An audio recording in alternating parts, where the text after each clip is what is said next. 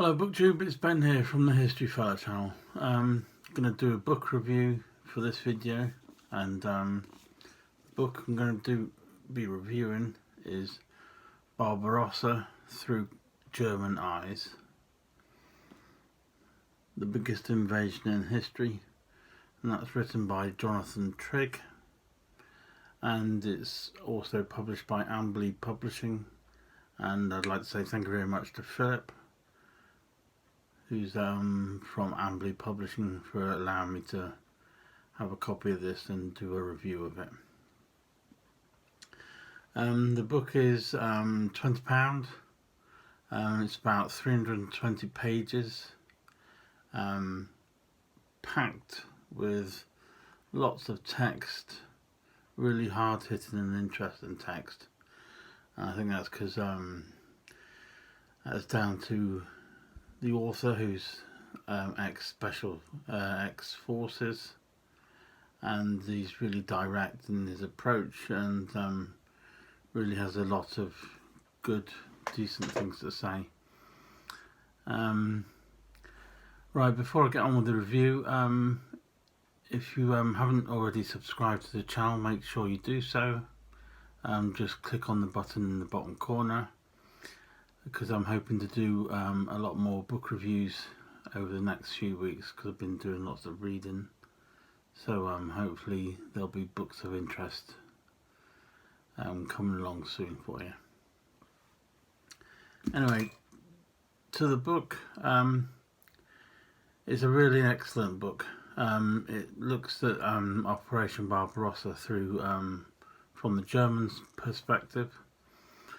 It takes lots of viewpoints, right from the top down to the ordinary man on the ground, the everyday soldier, and looks at, you know, the conditions they were in, the conditions, the treatment they received, or what they were having to do.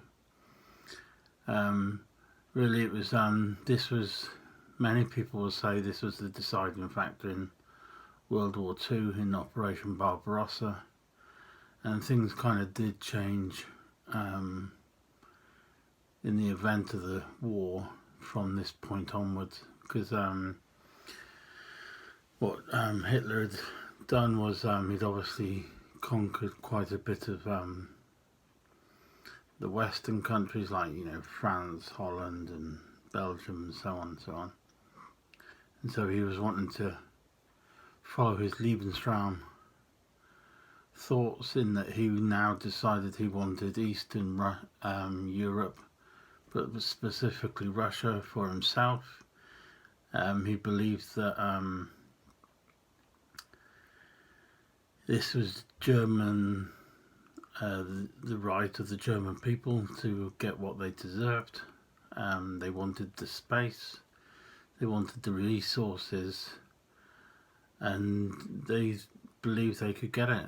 And this is, in the book, it explains that this was probably one of the major factors in why Germany lost, in that they underestimated the Russian forces, whilst the Germans had many panzer divisions and panzer tanks, many soldiers. He was committing to this theatre of war. He underestimated the space, how long it would take.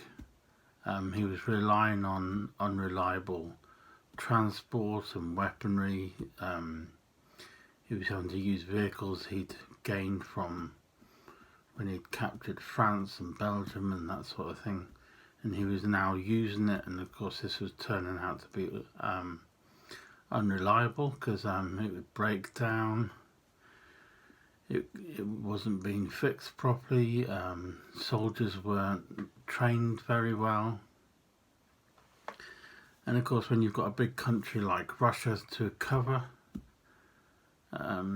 you've got so much space, and they were trying to do it quick in order to try and take Russia by surprise. and of course by taking them by surprise they were advancing far more quickly than they planned or thought they would. So which then ends up with problems when you've got food supply issues, equipment supply issues, and then probably most importantly you've got the issue of fuel.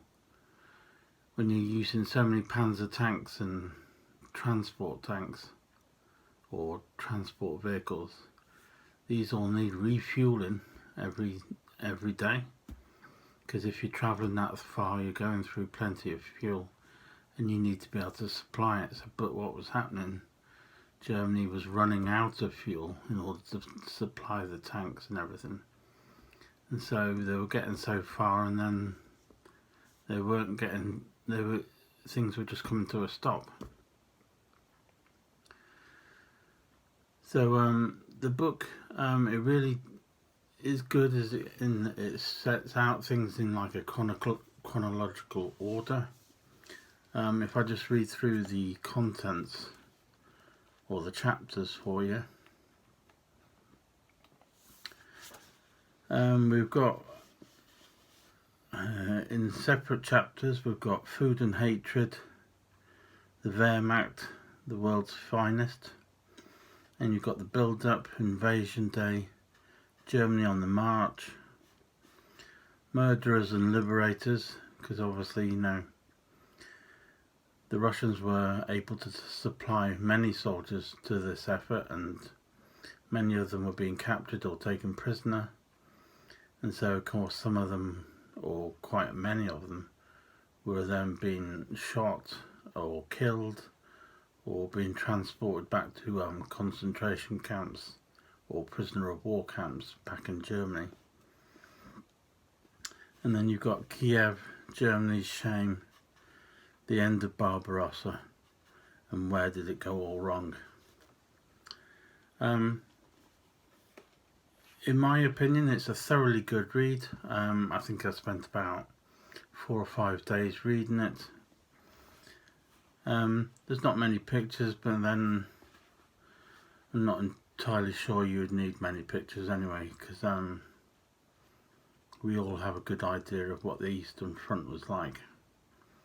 There are a number of maps at the back of the book which are good, and they're kind of copies of campaign maps that were used by the Germans during the effort.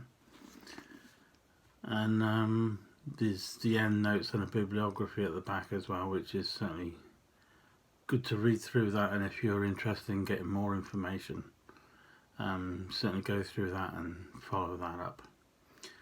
But I'd just like to say is I would give this certainly a 4 or 5 out of 5. It's a really good read, and certainly one I would highly recommend.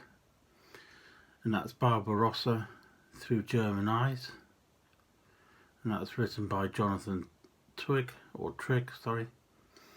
and it's published by Amberley Publishing at £20. I'll put a link to the book below this video, so if you want to get yourself a copy, please feel free to do so. And I'd also like to thank Philip at Amberley Publishing for allowing me to have a copy of this and do a review of it. So there we go, that's Barbarossa Through German Eyes. Thank you very much for watching this video. If you found it helpful or of interest, please give it a thumbs up, and don't forget, if you haven't subscribed already, please subscribe to the channel, because I'm planning on putting much more onto the channel. But thanks very much for watching. I shall see you pretty soon with another video. Thank you very much.